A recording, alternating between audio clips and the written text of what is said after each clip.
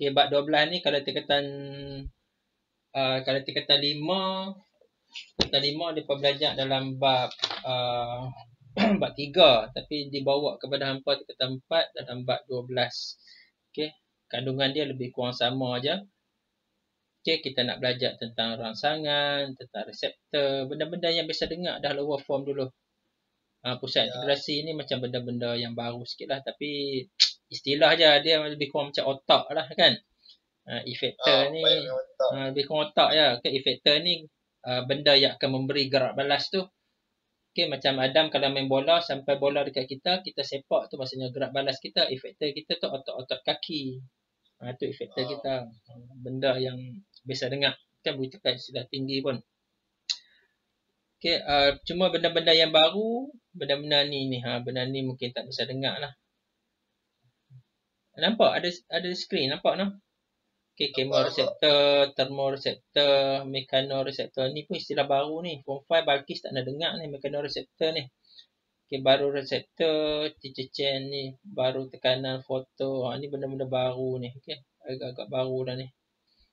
Okay, istilah sahaja, benda yang lebih kurang sama je. Saya rasa saya tak dapat masuk banyak ni lah. Okay, tak nak laju-laju sangat. Okay, dalam tajuk ni kita akan belajar tentang koordinasi dan gerak balas. Okay, kita akan tengok pasal apa organisme ni perlu bergerak balas. Apa benda yang menyebabkan boleh terhasilnya gerak balas dalam badan kita. Contoh macam diri.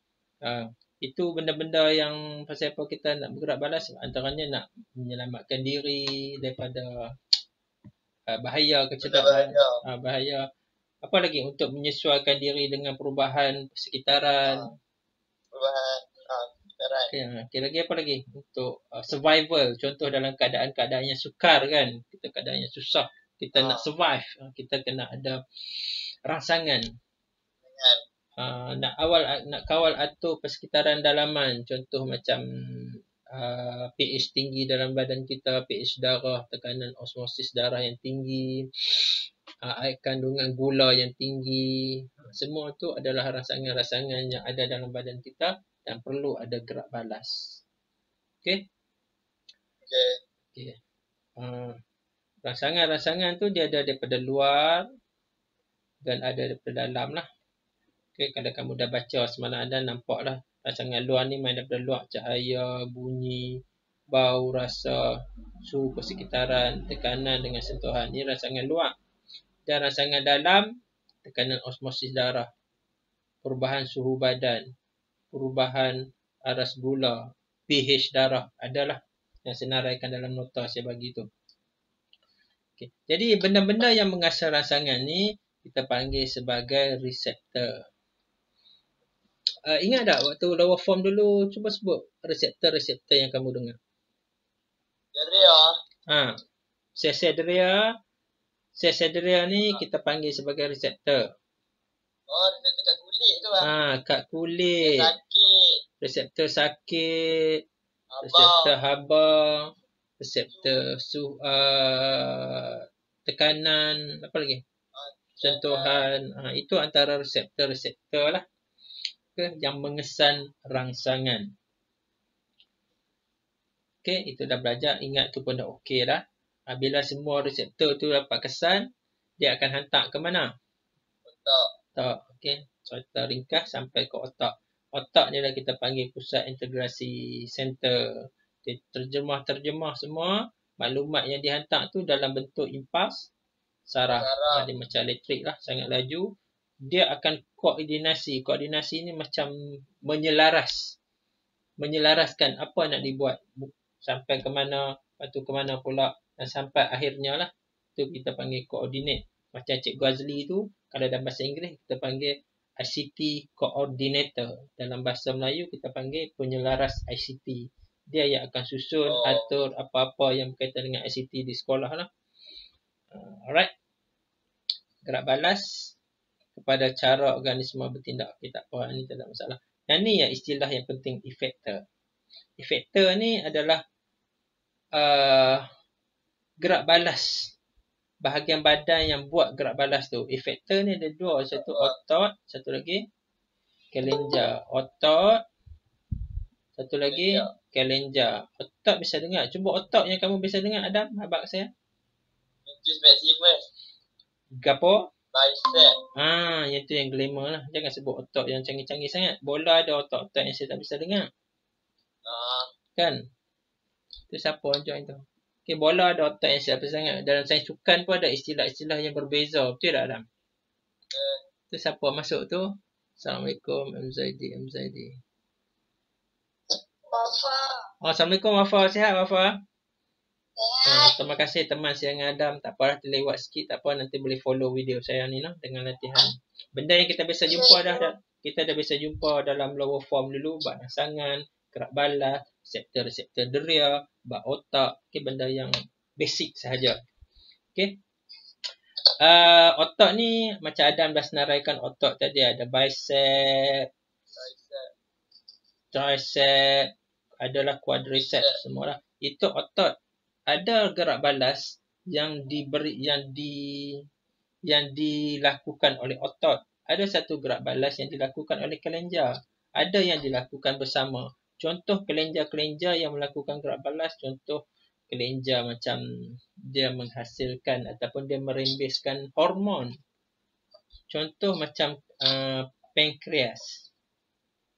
Pankreas. Pankreas dia rembeskan apa? Insulin. Apa kegunaan insulin? Apa kegunaan insulin dalam badan kita? Kegunaan insulin. Ni glamour lah ni insulin ni. Cerita insulin ni. Pasal apa kena ada insulin dalam badan kita? Ataupun orang kena cucuk insulin. Untuk apa insulin tu? Bila masa orang apa yang kena cucuk insulin dalam badan dia? Hai. Insulin. Siapa yang kena cucuk sendiri insulin? Sebenarnya dalam badan kita ada insulin yang boleh dihasilkan sendiri oleh pankreas. Orang doktor. Bukan orang tua. Orang yang sakit apa? Darah tinggi. Hai, insulin. Dia nak tukarkan. Kecil manis. Yes, kecil manis. Bagus. Kecil manis. Kecil manis cucuk insulin. Sepatutnya dalam badan kita bila gula tinggi dalam darah, okay, dia ada reseptor yang kesan kandungan darah tu. Kandungan gula yang tinggi tu, aras gula tu. Lepas tu bila reseptor terkesan tinggi, dia akan mengarahkan kelenjar untuk merembeskan hormon insulin untuk menurunkan kandungan gula ataupun glukosa tu. Itu adalah gerak balas yang dilakukan lah oleh kelenjar. Otak tak buat dah. Sini yang buat kerja adalah kelenjar. Jadi hormon insulin tu akan tukarkan glukosa tu kepada glycogen, simpan dalam hati, simpan dalam otot macam tu lah. Ni cerita basic. Ada lagi lepas-lepas ni. Banyak lagi hormon-hormon yang bekerja, yang berperanan sebagai kelenjar. So, efektor ni sama ada otot ataupun kelenjar. Kalau contoh macam rangsangan, saya bagi mudah lah. Macam Wafa main bola jaring. Orang baling bola, lambung bola dekat dia. Okay, dia akan nampak bola tu, tangan dia akan angkat tu, gerak balas tangan dia, betul tak? Tangan dia menghasilkan gerak balas. Itu otot lah, otot bicep. Yang bergerak balas itu, efektor dia adalah otot. Faham? Dalam masa yang sama, mungkin tiba-tiba si mungkin pengadil, Cik Midah jerit, "Hoi Wafa, cepat sikit sebelah sini." Wafa terkejut. Wafa terkejut. Dia mungkin dalam masa yang sama ada hormon yang dirembeskan untuk membuatkan Wafa bergerak dengan cepat. Dalam masa yang sama ada hormon yang dirembeskan oleh kelenjar-kelenjar tertentu untuk menyebabkan Wafa bergerak dengan lagi pantas. Okey. Kelenjar ni sebenarnya dia merembeskan hormon lah. Jadi situasi efektor sama ada otot ataupun kelenjar ataupun mungkin kedua-duanya sekali lah. Okay, ini contoh rangsangan. Okay, bila ada telefon bunyi, okay, jadi kesan oleh reseptor deria. Ni level lower form je dulu ni. Okay. Lepas tu dia akan jadi impas saraf. Impas saraf akan dihantar ke otak. Lepas tu akan diinterpretasi. Interpretasi itu maksudnya ditakrifkan, ditafsirkan. Lepas tu dia akan hantar ke otot tangan untuk angkat telefon. Yang ni benda yang kita kena tengok, neuron deria dan neuron motor. Ini istilah-istilah yang boleh kata baru lah bagi kamu. Neuron deria akan hantar maklumat ke otak, daripada otak nak hantar ke efektor, dia ada neuron motor. Yang tu kena take note. Benda-benda yang baru lah. Ini neuron deria. Dalam sport science ada? Dalam sport science ada. Dalam sport science dah ada dah. Alhamdulillah lah. Lower form dulu memang dia tak sebut, seingat saya, neuron deria dengan neuron motor ni. Tak sebut. Tak. Dia cuma cakap impas saraf dihantar melalui efektor macam tu je lah. Neuron deria sebelum sampai ke otak, neuron efektor selepas daripada otak. Neuron motor selepas daripada otak. Okay, tolong take note ni benda-benda ni. Okay. So, dapatlah masukkan gerak balas. Ni kalau kes yang melibatkan efektor lah. Okay, melibatkan otot. Kalau kes melibatkan kelenjar, contoh lain macam contoh kencing manis tadi lah. Okay. Contoh satu lagi macam kalau kandungan, ataupun pH darah kita terlalu rendah. pH darah terlalu rendah maksudnya berasid lah. Kan? Darah kita berasid. Selalunya darah kita berasid ni kandungan karbon dioksida tinggi dalam darah kita. Banyak karbon dioksida masuk. Tak tahu lah, mungkin pembakaran ke, asap ke apa. Jadi bila ada reseptor dalam darah kita dapat detect kandungan pH yang terlalu rendah, pH yang berasid, jadi dia akan memberi gerak balas kepada kita supaya kita bernafas dengan lagi cepat. Supaya untuk mengembuskan gas karbon dioksida tu keluar daripada tubuh kita. Okey, itu contoh-contoh dia. Dia ada reseptor-reseptor dia yang tersendiri yang mengesan benda tu. Okey, koordinasi ni tak apa, boleh baca je lah. Konsep pengesanan rangsangan, berakhir dengan gerak balas. Okey, tak apa. Ni boleh baca. Yang saya nak penting, saya nak tengok rujuk di sini. Jenis-jenis reseptor ni. Benda ni ada yang kita bisa dengar, ada yang kita tak bisa dengar. Ada orang nak masuk lagi kan? I know, cikgu. Tapi tak dapat masuk.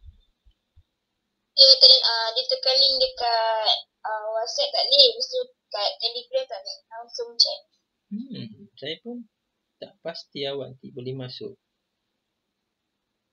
Tak apa. Dia akan cuba lagi. Tak apa, don't worry. Tak apa. Cuba usaha jaya. Okay? Usaha tangga kejayaan. Okay, jangan bawa tangga saja. Okay? Jenis-jenis reseptor. Okay, fotoreseptor ni biasa jumpa, tak ada masalah. Tengok perkataan foto, dia tahu dah foto ni cahaya. Termo ni tahu suhu. Betul tak? Ingat perkataan termometer. Betul tak? Ya. Termometer. Kemo. Bahan kimia. Ingat kimia. Baro. Ini Tito Chen ni. Baro ni. Tekanan. Kan? Kita ada baru. Ingat alat barometer. Ni fizik ni syasana. Fizik. Mekano. Mekano ni bagi saya istilah yang baru lah. Saya perlu sentuhan dan tekanan. Ni baru. Okay, ni bagi saya pun benda yang baru. Mekano reseptor. Noise receptor pun bagi saya benda yang baru. Dua ni. So kalau budak-budak form 5 memang benda ni mereka tak tahulah. Okay, baru. Tersangat baru. Mekano dan nociceptor. Entah apa. Entah. Sakitan. Tak apalah. So benda-benda ni lah yang akan mengesan rangsangan-rangsangan dalam badan kita. Perubahan kimia, perubahan tekanan.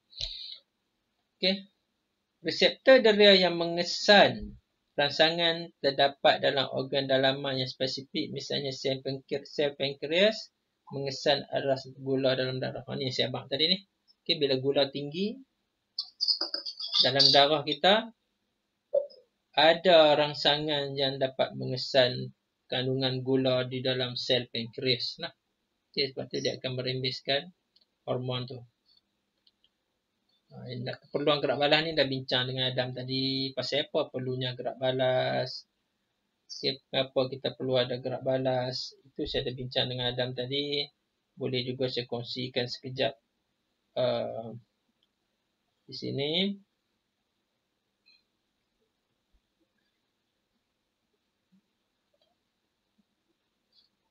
Ni okay. Ni dia sebut sembang awal-awal dengan Adam tadi untuk menyesuaikan diri.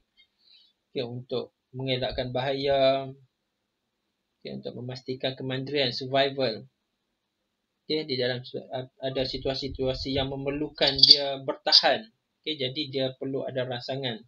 Okay, untuk mengawal atau homeostasis persekitaran dalaman badan kita. Suhu badan yang tinggi, dia nak turunkan bagi jadi sejuk. Kandungan gula yang tinggi, dia nak bagi jadi normal.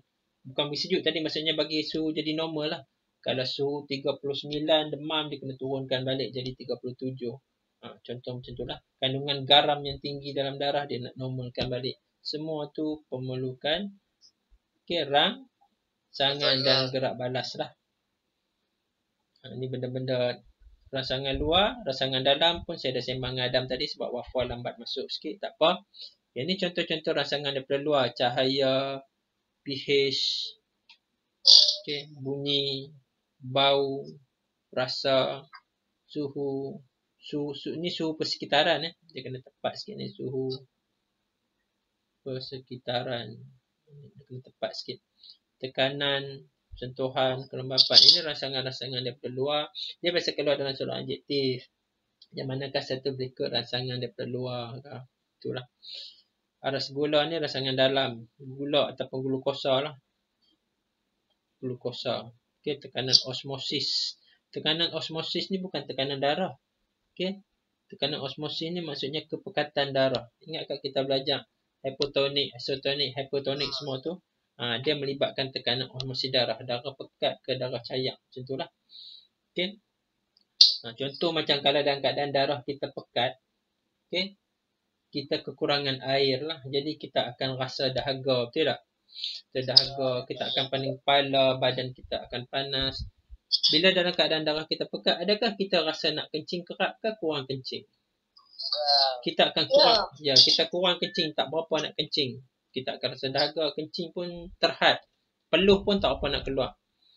Okay. Badan kita akan jadi panas. Okay. Jadi waktu tu kita akan minum air. Akan topak air masuk. Tapi kalau minum terlalu banyak pula, kita akan nak buang kencing pula. Nak buang air pula. Itu ada antara kawalan-kawalan homeostasis yang dicakap di sini ni lah. Okay, homeostasis. Nak kawal atur bagi normal kembali. Suhu badan. Okay, suhu badan panas. Ada suhu badan siapa kesan tadi? Termoreseptor dapat detect. Jadi dia akan ijah lah. Dia akan mengembang, menyebabkan kita punya salur darah mengembang. Hampir dengan kulit, haba mudah dibebaskan. Bulu roma kita akan jadi tidur. So, tidak ada lapisan bulu roma yang tebal di luar. Jadi haba mudah dibebaskan. Banyaklah benda-benda yang gerak balas yang terhasil oleh badan kita supaya kembali ke normal. Okay, kandungan oksigen dalam darah. Semua ni adalah rangsangan-rangsangan dalam lah. Okay, rangsangan-rangsangan ini yang akan membawa kepada gerak balas. Okay.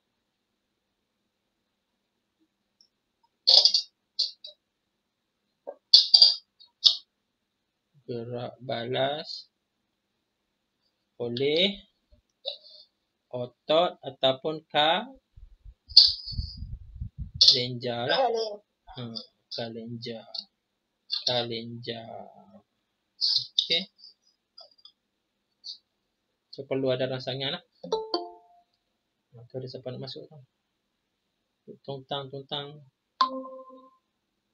Ya Allah, rindunya anak-anak murid aku masuk. Bestnya. Assalamualaikum.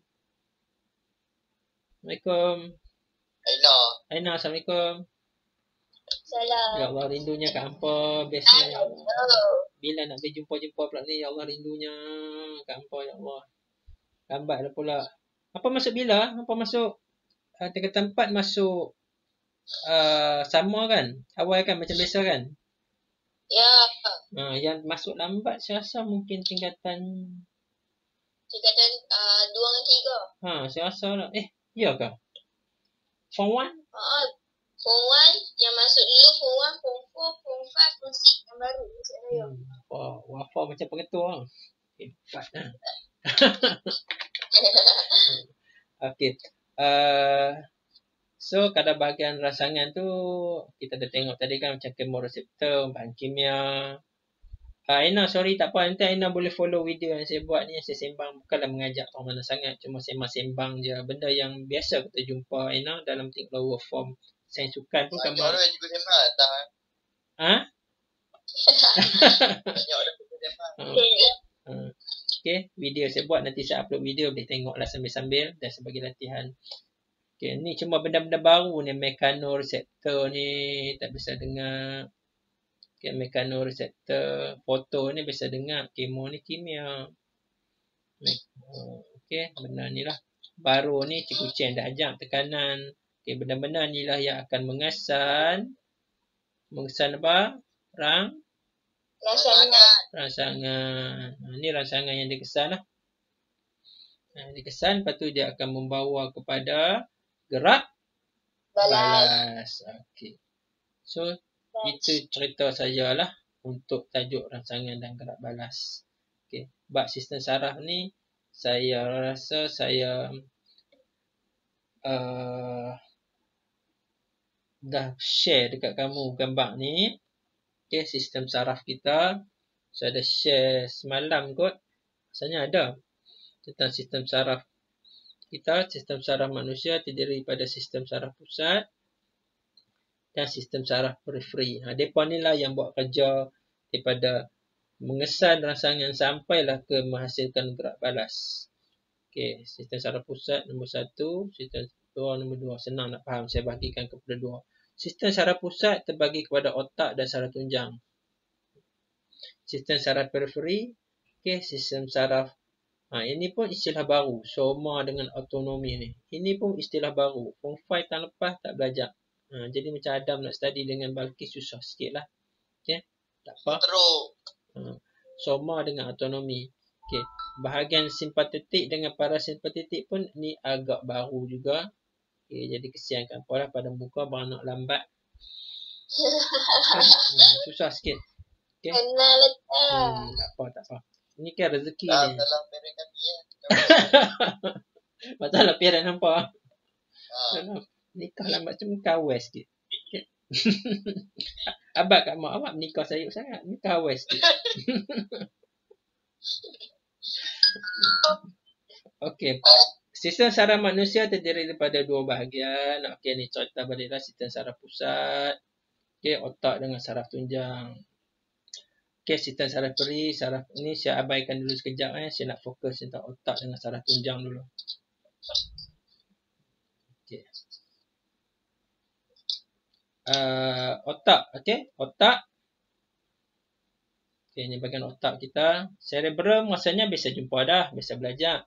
Cerebellum biasa belajar, medulla oblongata dah biasa belajar. Kita ulang balik sikit lah. Kita tengok bahagian otak dulu. Otak, bahagian atas ni kita panggil sebagai cerebrum. Okey, cerebellum bahagian bawah ni. Dan ini medulla oblongata. Okey, pelajar kadang-kadang dia terbalik dua ni, dia terlupa, dia silap. Okey, dia tunggang langgang. Jadi kalau saya, cara saya ingat, saya buat macam ni. Okey, cerebellum ni saya bermula daripada bawah lah. Dia sebelum. Lepas tu baru jumpa brum. Setengah orang dia mengajak dia buat macam ni. Dia buat macam kan dah penyapu. Penyapu dalam bahasa Inggeris dia broom. Lebih kurang macam tu lah. Ini macam bentuk batang penyapu lah. Ni. Tak penyapu dah tak penyapu. Kan tak tahu penyapu teruk sangat. Kau tak pernah menyapu apa cuti ni. Okay. Ni dia anggapkan ni broom lah. Kalau saya tak nak susah hati. Saya buat macam ni je. Cara saya ingat macam ni lah. Sampai lah saya tak silap lah. Saya buat macam ni je. Ni ingat. Sebelum bawah ni. Atas ni broom. Ini medulla oblongata. Medulla oblongata ni dia. Dalam ni. Dia terus sampai ke bawah. Dia ada dalam tu ada saraf tunjang. Okay, dia turun sampai ke ke tulang belakang kita ni lah. Medulla oblongata dia turun sampai bawah ni lah. Okay. Dalam ni ada hipotalamus. Okay, ada hipotalamus kecil sikit tu. Dan bawah ni dia sini dia tak cerita bab talamus kan, jadi saya tak nak peningkan kepala kamu. Okay, ada hipotalamus sini. Ada kelenjar pituitari. Okay, kelenjar pituitari ni saya bisa sebut perkataan kelenjar dekat hampa tadi ni, kelenjar-kelenjar yang memberi ataupun menghasilkan gerak balas lah, selain daripada otot. Ini contoh kelenjar pituitari, kelenjar yang utama pituitari ni. Kelenjar pituitari ni kita ada banyak kelenjar dalam badan kita. Okay, kelenjar yang akan menghasilkan hormon, okay, hormon pembesaran, hormon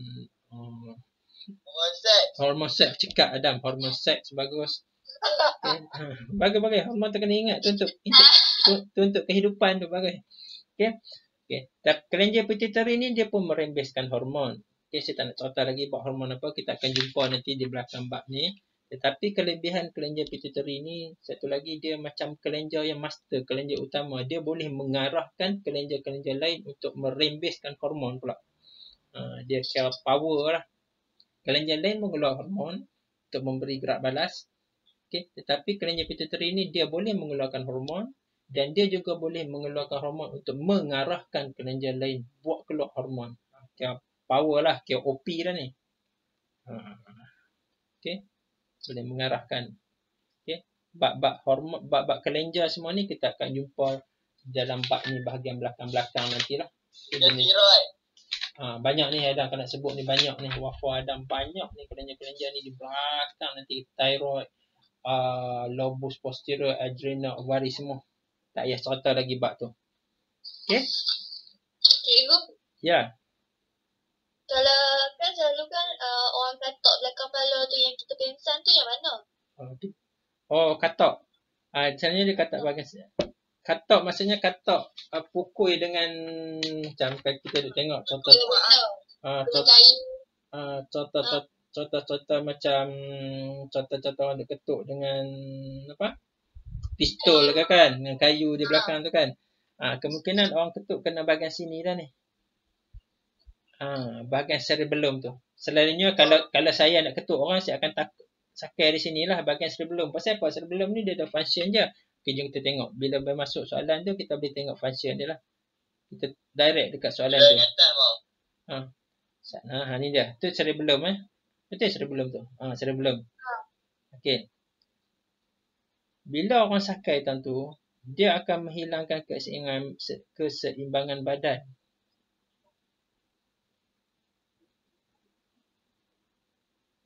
Okay. Dia boleh jadi seimbang, mengekalkan kedudukan. Okay, jadi kalau ketuk tu mungkin jadi pening lah, jatuh. Betul tak? Tapi kalau dia ketuk dekat medula oblongata ni, dia dalam sikit. Kalau kamu tengok mati ketuk. Medula oblongata ni dia dalam sikit tau ni. Dia bahagian ni di dalam sikit. Jadi kalau nak sakai tu susah nak lepas. Dia macam nak sampai tu susah. Kalau dia sampai dekat medula oblongata tu, tengok dia akan efek dekat mana. Denyutan jantung, pernafasan, diganggu kat situ lah. Cikgu, medula oblongata ni dia tulang ke apa?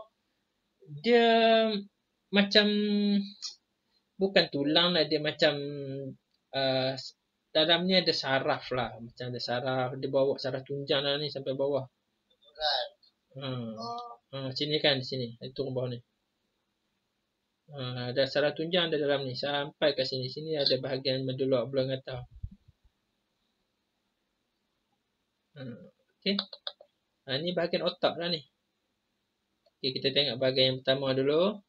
Okey, otak bahagian pertama, bahagian cerebrum ni, bahagian atas ni. Okey, bahagian yang paling besar.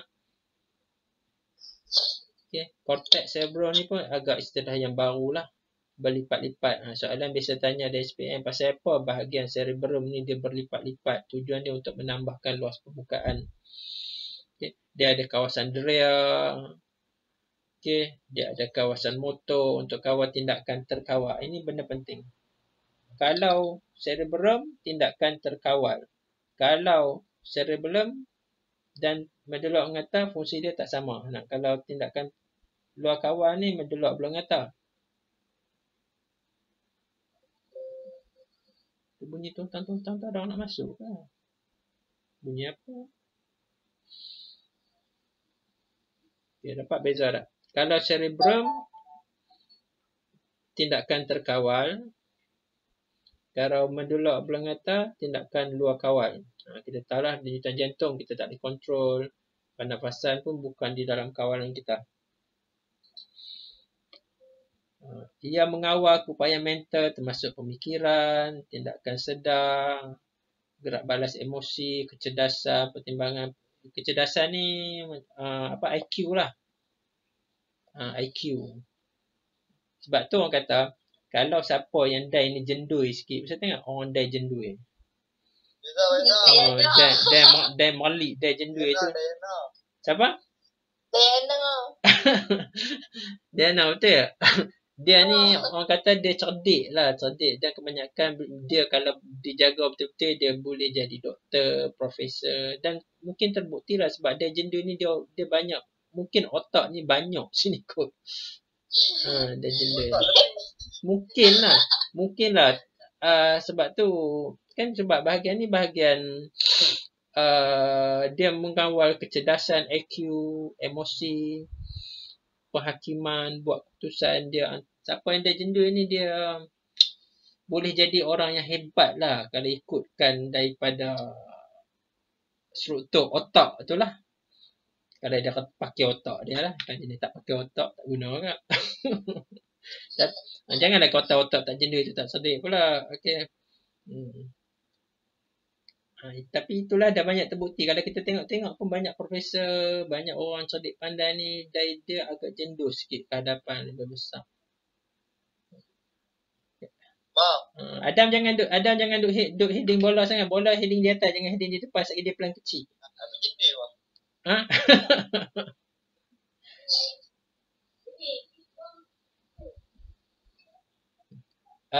Pembelajaran melibatkan ingatan, imajinasi, kemahiran bahasa. Jadi bahagian ni penting lah. Sebab tu bahagian tu kena jaga. Jangan duk sakit-sakit kepala, duk ketuk-ketuk kepala situ. Penting bahagian tu. Luku kepala. Luku kepala semua. Puk atas kepala tu. Dengan cincin besar tu. Puk atas kepala. Jadi tak berapa nak cerdik ni, kacau tahun ni. Penting bahagian tu. Orang tua-tua dulu tak mengaji pun dia tahu. Okay. Bahagian cerebellum. Cerebellum ni mengawal pergerakan otot. Cerebellum. Okay, mengawal pergerakan otot.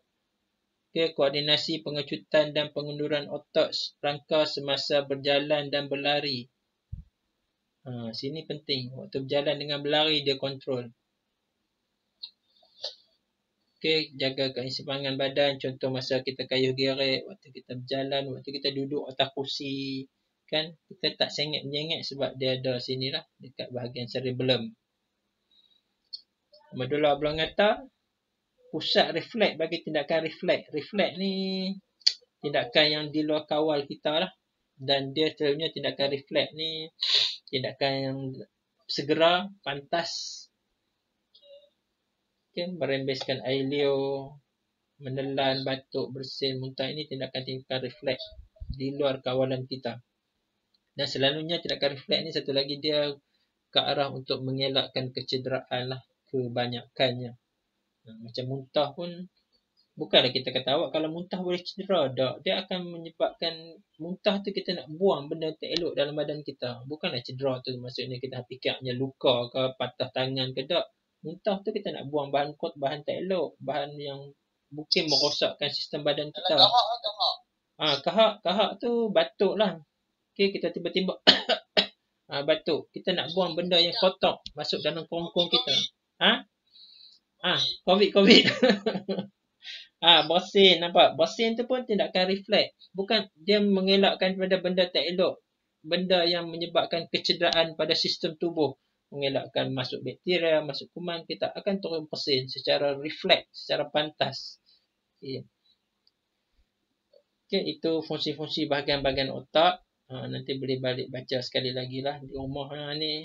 Ni nak minum apa dah? Wafa Aina? Tanah. Teh panah. Tak apa. Tahun depan boleh buat ayak lagi tahun depan. Ini kompleks hipotalamus dengan pituitary. Dia panggil kompleks. Untuk form 5 dia tak panggil sampai level macam ni.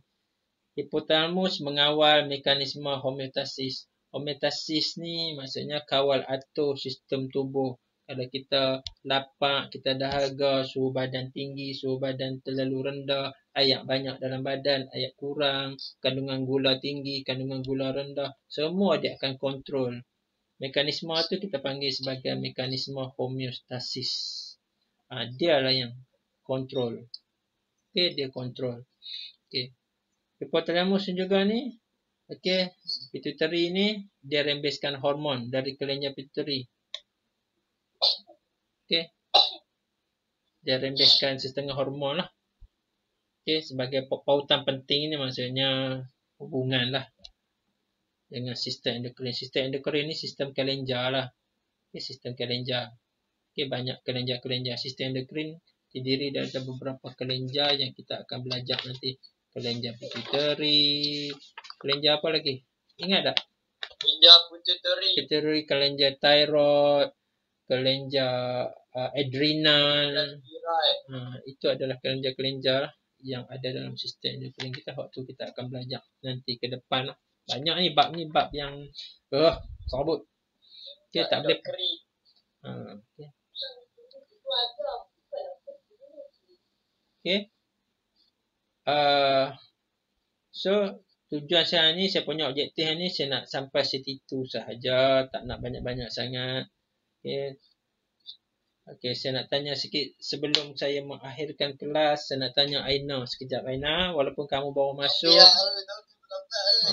Aina, walaupun kamu baru masuk. Aina, walaupun kamu baru masuk. Okay. Siapa yang mengesan rangsangan dalam badan kita? Apa nama bahagian tu? Ni kalau jenis reseptor. Bagus. Reseptor. Okey, reseptor lah. Yang mengesan rangsangan dalam tubuh badan kita, kita panggil sebagai reseptor. Alright. Senang. Okey. Saya cari soalan susah sikit. Tapi susah sikit saya bagikan. Okey. Rangsangan apabila dikesan, okey, dia akan menghasilkan gerak balas. Okey, Adam, gerak balas. Siapa yang menghasilkan gerak balas? Tubuh badan. Yalah, bahagian mana? Kan? Dia ada dua yang menghasilkan gerak balas ni. Sama ada ataupun Yang menghasilkan gerak balas.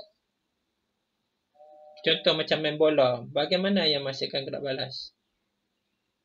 Otot dengan kelenjar. Yes, otot ataupun kelenjar lah. Okay. Mungkin soalan saya tak berapa nak cantik. Kamu tak boleh nak jawab dengan baik tu. Tapi tak apalah, itu maksudnya yang menghasilkan gerak balas adalah otot ataupun kelenjar lah. Tengok pada situasi lah. No? Kalau macam kandungan gula tinggi, situasi dia, gerak balas dia kelenjar lah. Dia berkeluar hormon insulin. Kalau macam pergerakan, kecemasan, apa semua, itu otot. Wafa? Ya. Are you okay, Wafa? Dengar tak? Dengar.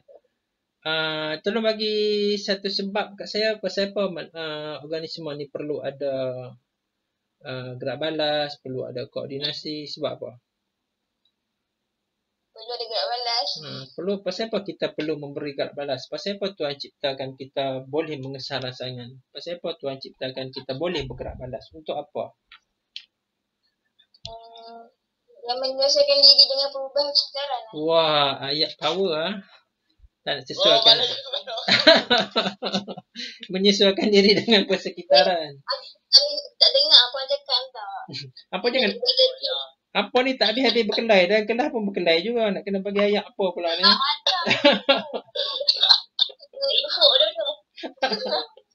Aduh.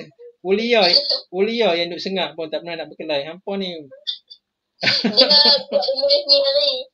Apa? Tahun depan masuk kelas ni hampa orang bertabuh pula. Alright. Jadi contoh saya begini, saya bagi contoh yang terakhir untuk kita masuk sebelum saya ending kelas. Okay, ni rangsangan. Okay. Lepas tu yang mengesan dia adalah neuron deria. Hantar ke otak. Lepas tu neuron motor. Dia akan hasilkan gerak balas lah. Neuron motor ni, atau kalau kes ni neuron motor lah. Kes dia macam ni. Bila dia tak jari dia dekat api, rangsangan dia akan dikesan oleh reseptor dia. Agak-agak sini reseptor apa yang kesan nama dia? Nama yang tepat. Reseptor haba. Good, reseptor haba. Ataupun kita panggil termo.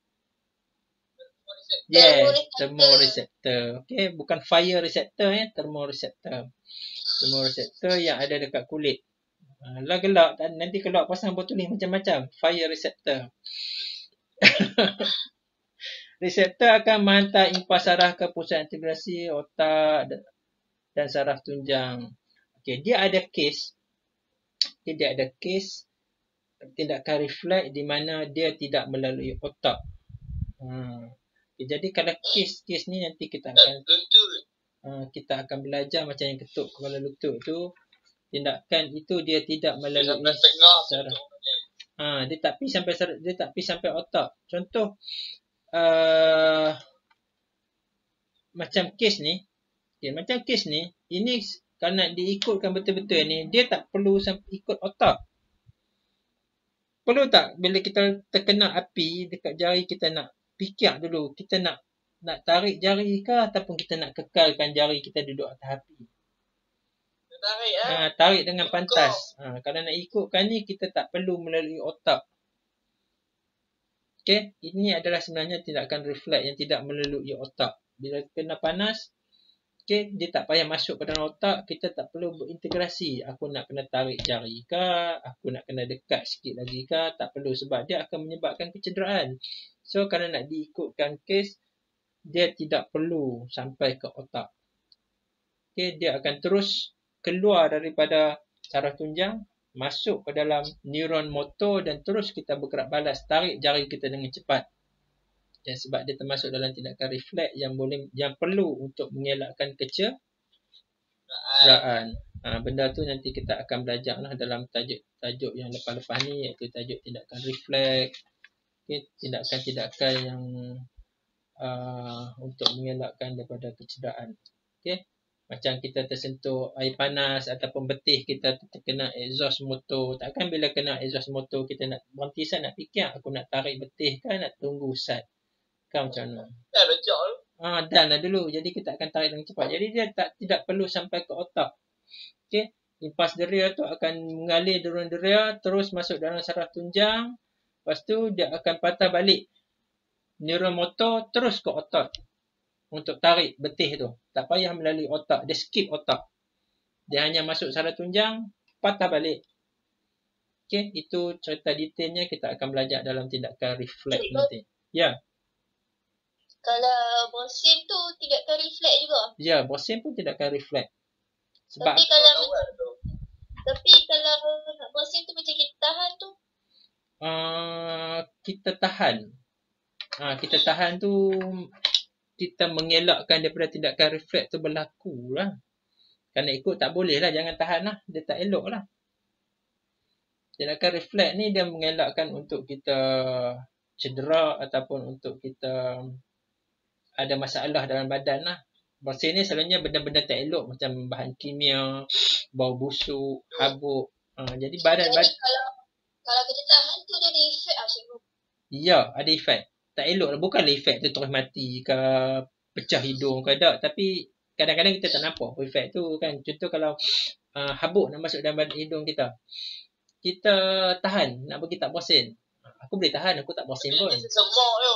Sekali dia jadi sesemua. Bagus. Itu dia punya kecederaan yang kita masukkan.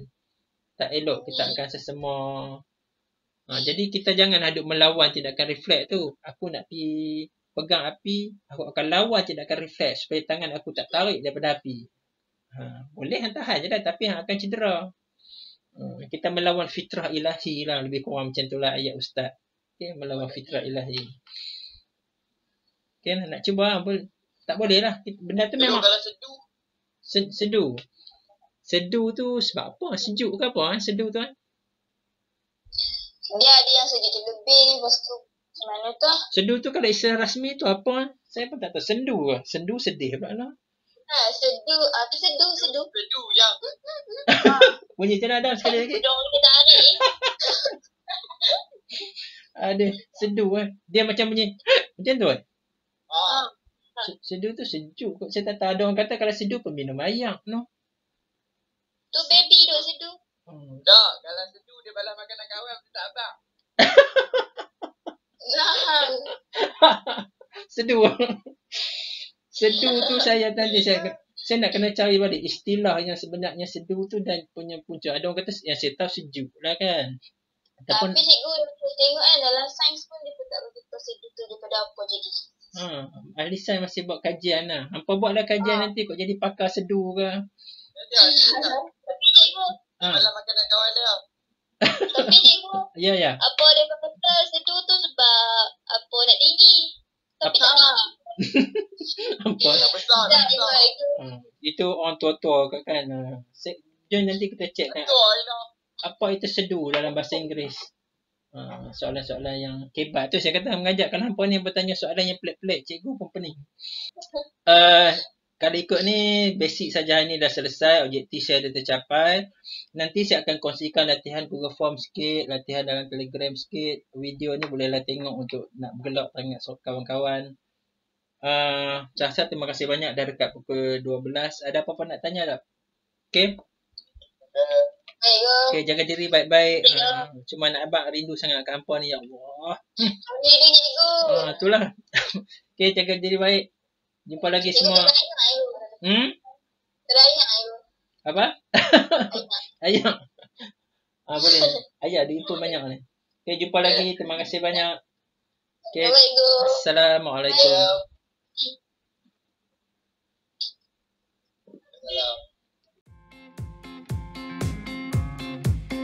Terima kasih banyak. Jumpa lagi. Selamat belajar daripada rumah. Take care. Rindu semua. Assalamualaikum.